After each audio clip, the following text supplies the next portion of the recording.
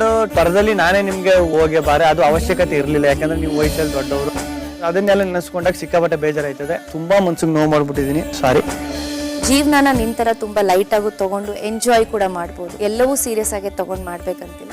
And ಈ ವೇದಿಕೆಯಲ್ಲಿ ನಾನು ನಿನಗೆ ಥ್ಯಾಂಕ್ಸ್ ಕೂಡ ಹೇಳ್ತೀನಿ, ನಿನ್ನಿಂದ ಒಂದು ಪಾಠ ನಾನು ಕಲ್ತಿದ್ದೀನಿ.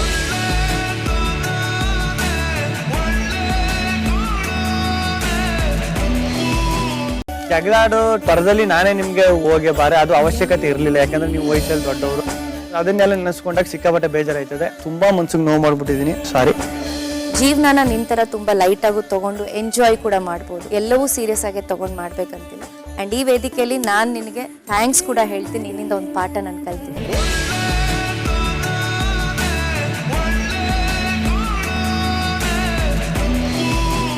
ಜಗಳಾಡೋ ತ್ವರದಲ್ಲಿ ನಾನೇ ನಿಮ್ಗೆ ಹೋಗಿ ಬಾರೆ ಅದು ಅವಶ್ಯಕತೆ ಇರಲಿಲ್ಲ, ಯಾಕಂದ್ರೆ ನೀವು ವಯಸ್ಸಲ್ಲಿ ದೊಡ್ಡವರು.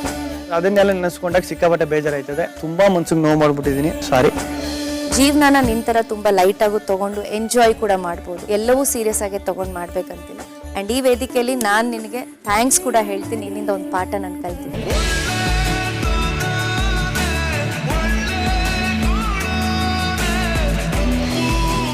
ಜಗಳಾಡೋ ತ್ವರದಲ್ಲಿ ನಾನೇ ನಿಮ್ಗೆ ಹೋಗಿ ಬಾರೆ ಅದು ಅವಶ್ಯಕತೆ ಇರಲಿಲ್ಲ, ಯಾಕಂದ್ರೆ ನೀವು ವಯಸ್ಸಲ್ಲಿ ದೊಡ್ಡವರು. ಅದನ್ನೆಲ್ಲ ನೆನೆಸ್ಕೊಂಡಾಗ ಸಿಕ್ಕಾಪಟ್ಟೆ ಬೇಜಾರಾಯ್ತದೆ. ತುಂಬಾ ಮನ್ಸಿಗೆ ನೋವು ಮಾಡ್ಬಿಟ್ಟಿದೀನಿ, ಸಾರಿ. ಜೀವನನ ನಿಂತರ ತುಂಬಾ ಲೈಟ್ ಆಗಿ ತಗೊಂಡು ಎಂಜಾಯ್ ಕೂಡ ಮಾಡ್ಬೋದು, ಎಲ್ಲವೂ ಸೀರಿಯಸ್ ಆಗಿ ತಗೊಂಡು ಮಾಡ್ಬೇಕಂತಿಲ್ಲ. ಅಂಡ್ ಈ ವೇದಿಕೆಯಲ್ಲಿ ನಾನು ನಿನಗೆ ಥ್ಯಾಂಕ್ಸ್ ಕೂಡ ಹೇಳ್ತೀನಿ, ನಿನ್ನಿಂದ ಒಂದು ಪಾಠ ನಾನು ಕಲ್ತಿದ್ದೀನಿ.